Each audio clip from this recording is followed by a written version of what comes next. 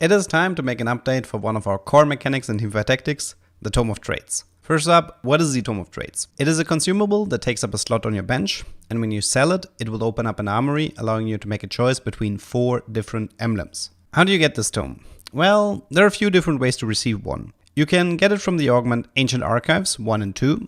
You might also get it as a reward from an underground heist, or simply as a rare drop from a golden orb that dropped from a PvE encounter. The reason Tome of Traits is an interesting topic every single set is because you, as a player, have a certain amount of agency in regards to its outcome. This becomes more clear if we take a closer look at the Tome mechanics. After finishing either a PvE or PvP fight, the game will remember all the traits that you played in the previous round.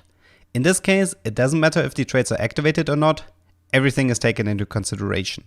If you had 5 or less traits in the previous round on your board, and you sell the tome, you will receive 4 completely random emblems. If you had a total of 6 or 7 traits, then you are guaranteed to receive 1 emblem based on what you were playing. These are called tailored emblems. You have a new threshold for tailored emblems at 8, 10 and 12 traits in total, each giving you 1 more tailored emblem than before, capping at 4 tailored emblems. Now the really interesting part about this topic starts here, because this is where you as the player can increase the odds of desirable emblems by placing very specific units for a single round before selling the Tome of Traits. However, placing or removing specific units isn't the only thing we can do. We also have the option of adding very specific traits that don't even have an emblem option. These are usually the most valuable traits, and you want to include them to achieve a threshold for tailored emblems while also maximizing your odds for receiving an outcome you were looking for. Unfortunately, compared to previous sets, we have a lot less to work with. In set 8, you mainly want to look out for supers and threats. Neither supers nor threats have an emblem available to them, so we should always look to include them when trying to min-max our outcomes.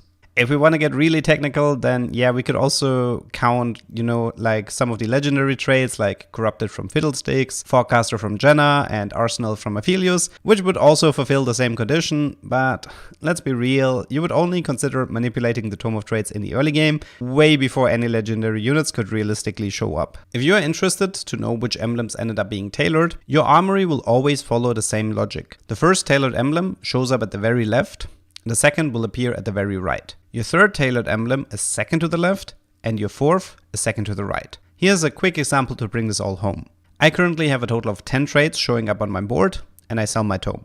I received a Mecha Prime emblem, which was based on Jax, an Oxforce emblem based on Talon, the Heart emblem was based on Sona, and the Gadgettine emblem ended up being a random roll. Now do keep in mind that it is possible that a random outcome can still be a trait you were playing. If we just continue this example, I ended up using another tome, and I had the same traits as before, but this time I received a Prankster emblem on the 3rd slot, which some people might think it was based on me playing Jinx, but honestly it was just a lucky random roll. I hope this clears everything up you wanted to know about the Tome of Traits. If you have any questions, put them in the comments, and I hope you learned something, and see you next time.